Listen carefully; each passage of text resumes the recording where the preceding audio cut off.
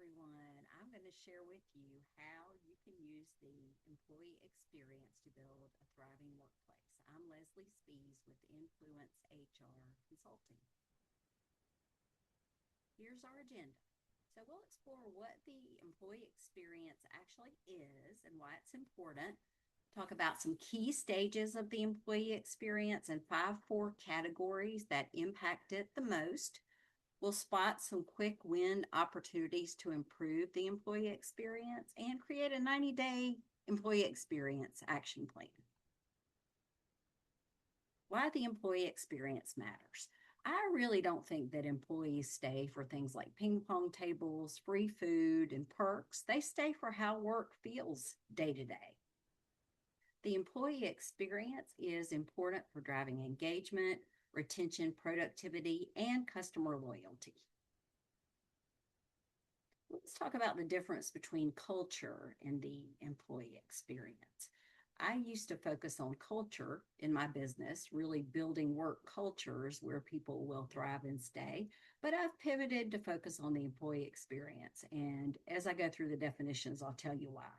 So, culture is defined as how we do things around here, how you do things in your organization. It's the environment, the norms, and the behaviors. Whereas employee experience is the end to end journey that employees go through in that culture. It focuses on key moments, how employees join, how they're led, how they grow, how they're recognized, and even how they leave the organization. Culture is the environment and it's more abstract, whereas employee experience is the journey and it's more tangible. So the question is, what does an employee feel at key moments in the organization? So I'll talk about how we can move from culture talk to experience design. So with culture conversations usually start with things like we need better communication, which is pretty abstract and general. With the employee experience, you can be much more specific. What does a new hire see, hear, and feel in week one? And that's going to provide you with more data to actually improve things within your organization. And you can't fix everything at once, but you can design better moments that matter within your work culture. Again, the employee experience is a series of stages. Each one reinforces excitement and belonging, or it can create confusion or doubt. Again, you can't fix everything at once, but you can choose the right entry point. So let's look at the life cycle. So we've got attract and hire. So this is how candidates form opinions about your organization before they even join and how they experience the hiring process. Onboard and welcome is the first 90 days and how supported people feel and how well they can move from being assimilated to actually being productive. Develop and grow is things like training, skill building, coaching, feedback, stretch assignments, career pathing, and internal mobility. Perform and contribute is really the day to day experience of work, the expectations, how clear they are, accountability, which includes feedback, coaching, performance improvement, leadership, well being, and culture. Engage and belong is the connection that a person feels to the team and the organization, and it includes feelings of trust, inclusion, how they see values in action, how their voice is heard, and the feeling of being seen and supported. And then you have transition exit. So that's how people leave and what they say after they leave. So I'd like for you to think about where you feel the most pain in your organization. And there actually is a worksheet that goes with this workshop. So I'd encourage you to take a minute just to jot down some notes on that. There are five core categories that most impact the employee experience life cycle. And the employee experience life cycle. And I'm not starting this over, y'all. So even though I got tongue tied, we're going to keep on going. The employee experience life cycle are the stages when people experience the organization. So when they're hired, when they're onboarded, when they're offboarded, all of those things. The five core categories are the systems that determine how those stages feel. They're really kind of like the operating system running underneath your workplace. So if you think of it like a garden, you've got your seeds, you have to plant and water and harvest, and they grow and all of those things, but you're not going to get very far with all of that unless you have the right environment for them to grow and thrive. And that's what the core categories are. So let's go through those. We've got clarity and alignment, and I'll go in more detail, just giving you an overview right now, are the expectations, roles, priorities, and decision rights being clear. Performance and accountability is where employees receive consistent, fair, and constructive feedback. Leadership and manager effectiveness is where managers really are so important in shaping the everyday experience that employees feel in your organization, really more than any other factor. Growth and career development, this is where employees see a future, chances to learn, and culture, belonging, and well being. You want to have a culture that supports belonging and well being. All right, so let's talk more about clarity and alignment. When people aren't clear on expectations, priorities, decision making, and what success looks like, the rest of your HR efforts aren't going to land the way that you want them to. So that could be things like performance conversations, recognition. Those things aren't going to go like you want them to if people aren't clear and aligned. People want to know what's expected of them. How do I know if I'm doing a good job? What decisions can I make on my own? What are the top priorities right now? When clarity exists, people can expend their energy actually doing the work instead of trying to figure out how to decode the workplace. So for each of these five components, I'm going to give you kind of a suggested action item. So here's a hack, something you could think about. Document one messy or confusing process, and we all know we have them, and figure out how you can clean it up. So that might be onboarding, PTO requests, etc. Second category, performance and accountability. Very critical to the employee experience because these things help create a workplace where everybody can succeed. Here's what it sounds like. Do employees know what's expected? Do leaders follow through consistently? Does everyone own their part in achieving results? And I find that in many organizations that I interface with, accountability isn't done very well. Harvard Business Review actually did a recent study where they found that 46% of managers were rated poorly on holds others accountable for results, which is not very good and reinforces what I'm seeing in the workplace. Performance and accountability really need to be taught. So it's not something that people just naturally know. So for your leaders, you're going to have to provide them with some development and education on how to do it best. Then it has to be practiced and it has to be supported. An accountability hack would be to ask each direct report, what are your 1 to 2 most important priorities over the next 2 weeks, and what does success look like? And then follow up on that. Next is leadership and manager effectiveness. Employees don't experience your organization through policies or perks. They experience it through their manager.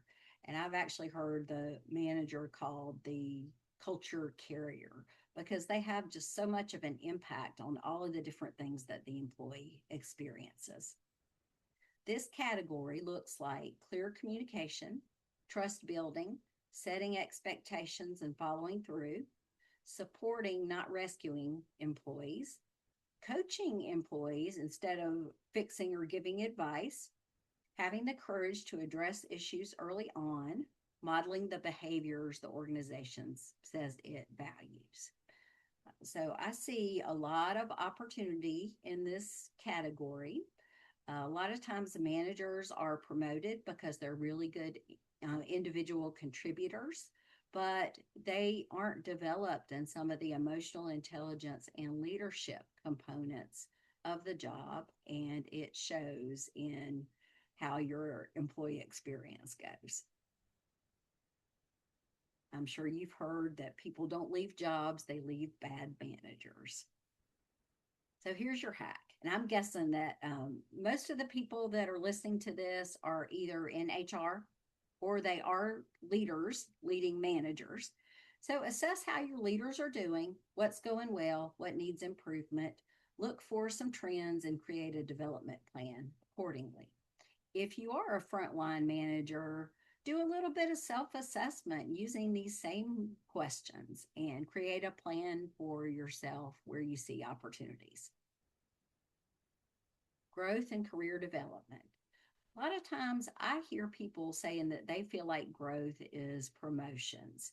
And that can be a struggle in small organizations because there's only so many positions, but it's really much more.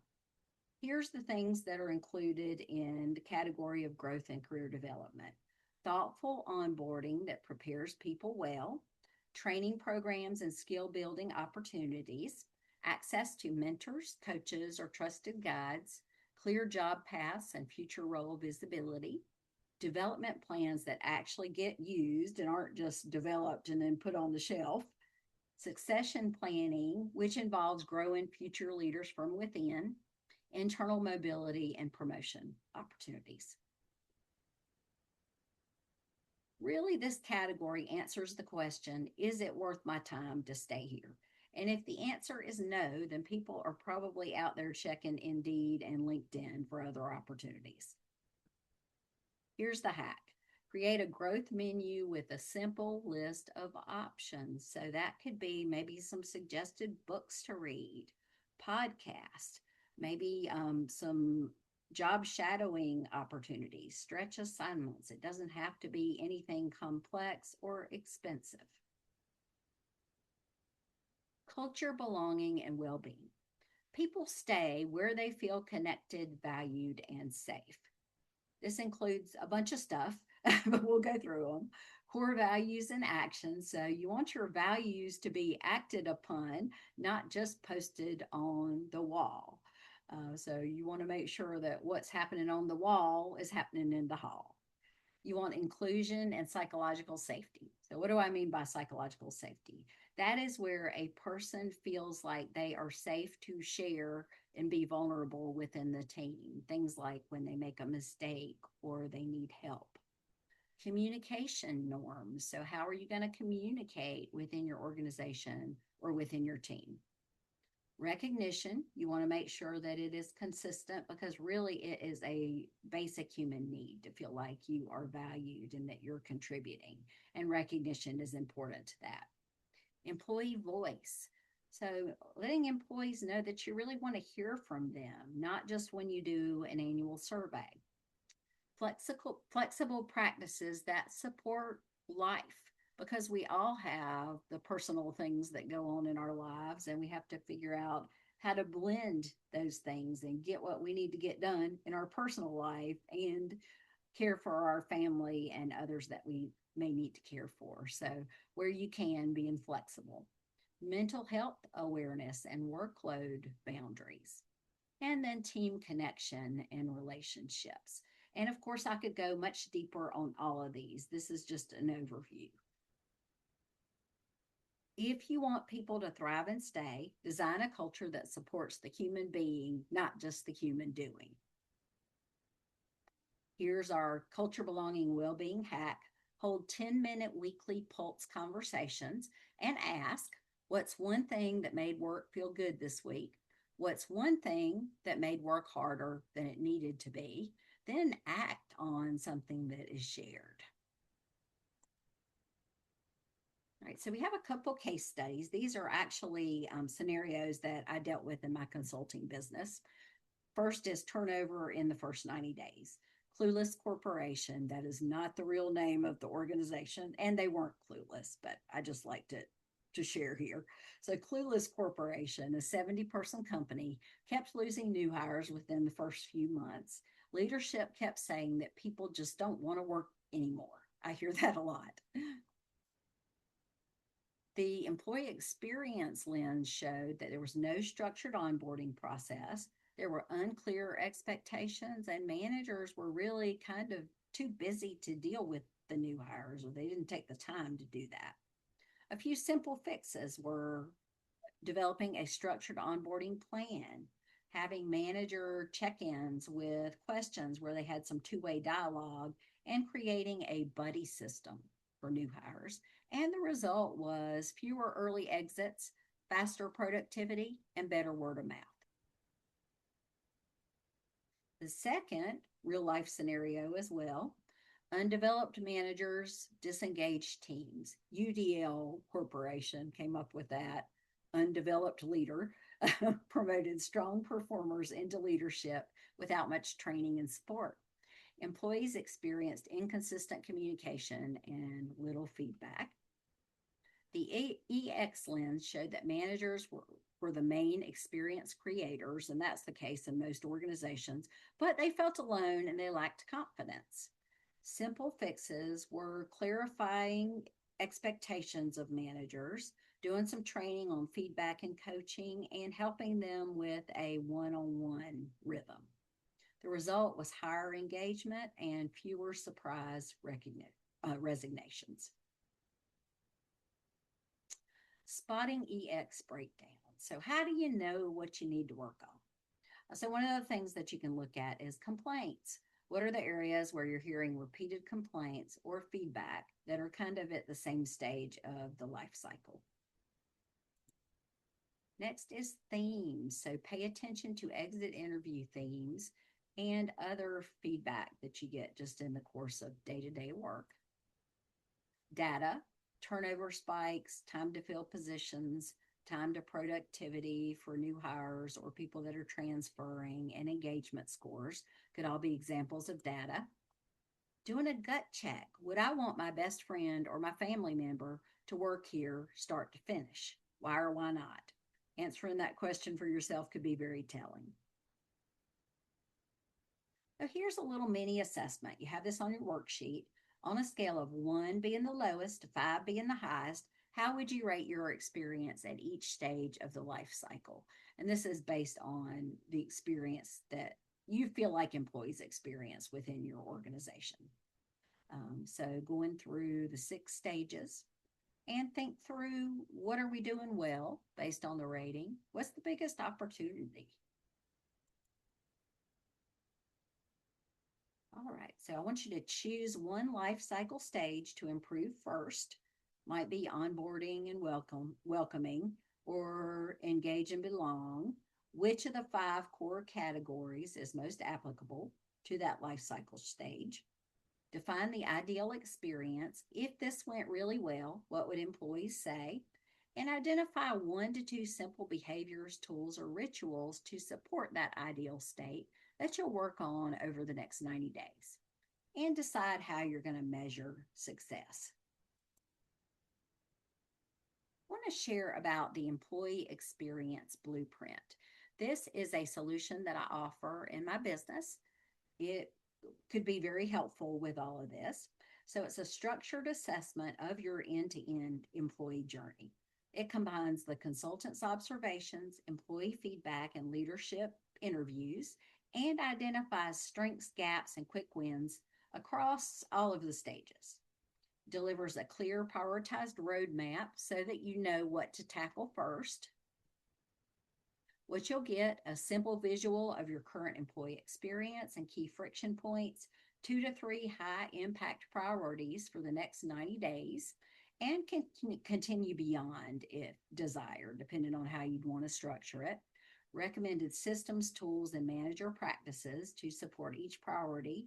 And it will give you the confidence that your time and budget are going to the right things. Because one of the things that I've found is that a lot of times when people approach me, and I've done the same in the past, they think that they need one thing when in reality they need something else.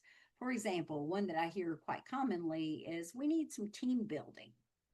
Usually there's something deeper that's resulting in problems within the team. So if you do more of a deep dive into that, you may find that it is leadership, or there may be some other things going on that are contributing to that. Team building isn't a bad thing to do, but there are other things that impact the team that you probably want to start with first that are fundamental. The employee experience blueprint is perfect for you if turnover, hiring, and engagement are getting harder to ignore. You really want to take things to the next level. It's best for, it doesn't have to be, but small and mid-sized organizations and or HR departments of one, none, or few. You want practical solutions and not a 200-page report from a consultant. All right, so in conclusion, I want you to think about what stood out to you about the employee experience lens, what you see as the biggest opportunity in your organization, and what support do you need to make it happen?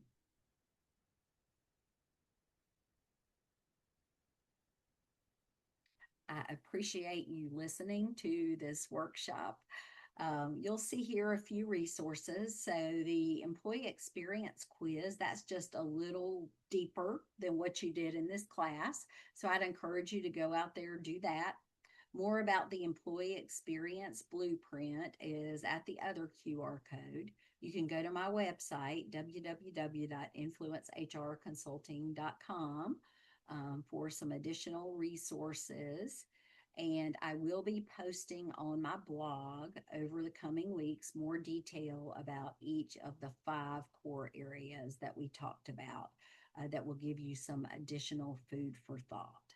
Thanks so much. And if I can help you, please reach out.